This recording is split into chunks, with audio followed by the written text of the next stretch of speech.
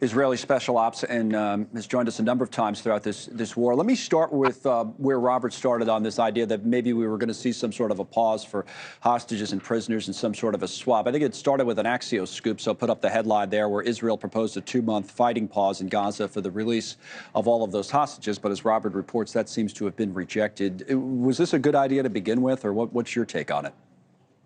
Well, Connell, it's important to the way I try and look at this and the way I'm trying to deliver it to listeners out there.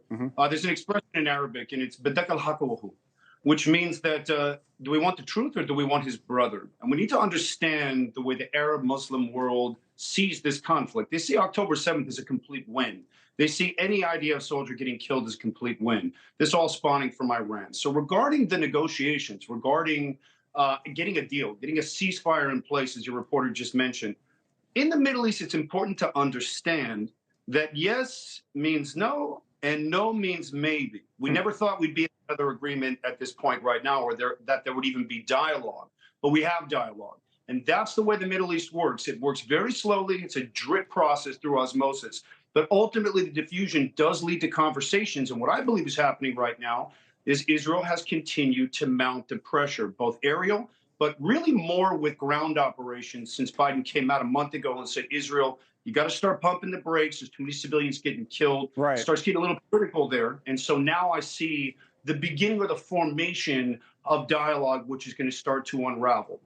It's just the way things work in the Middle East. Well, I think it's interesting the way you're putting it, because we have politics on our mind here, as we have this New Hampshire primary in the United States that we're covering today. We were just talking about this a few minutes ago, that sometimes you have to read between the lines when these politicians speak. What do they really mean by what they're saying? And you're saying that could mean a whole different type of situation when you talk about geopolitics, especially in that part of the world. Now, they're speaking about it in this part of the world as well. I want to play what John Kirby at the White House had to say about this topic, about the hostages and the negotiations yesterday, and then come back and talk about it. Here's Kirby. We continue to be in touch with our counterparts, our allies and partners, about trying to get those hostages out, trying to get the appropriate humanitarian pause in place so that we can do that and get additional aid in, as well as making sure that Israel has what it needs to defend itself. But this idea, though, of a deal where you literally, hostage negotiator Gershon Baskin brought this up on the program yesterday, had a all of the hostages for all of the prisoners. And it could be 10,000 prisoners, Palestinians being held in Israel. Does that make sense to you? I don't think that's going to happen. Israel's certainly not going to release prisoners. These are terrorists. These are people who have been convicted of murdering Israelis. Fundamentally, they're aligned with Hamas and Islamic Jihad, so that's not on the table. But the way these negotiations typically work in Israel with terror groups, even though technically we don't negotiate with terrorists, neither does the U.S., I think what we're going to see right now, again, is that little trickle effect where things are going to start to open up. But really for Israel, and I think Bibi's been very tough with this right now, but what he's managed to do for the first time, I think, in this campaign, Connell, is get that leverage. That leverage is what Bibi wants. And the reason why is because whoever has got the least amount of leverage isn't going to have that command ground when it comes to getting what they want. And the fact that Hamas is even engaging in this dialogue means that they're feeling the pressure, which means that ground campaign is working. Hamas is saying we want the war to end. Bibi's saying you're not going to end the war. We want the destruction of Hamas. And so this is how this is going to start creeping towards these two. Do you think his timing has anything to do with our election here in the U.S.? And again, maybe we just have it on our minds right now. But do you think Netanyahu's thinking about that November of 2024 and who wins and how that affects his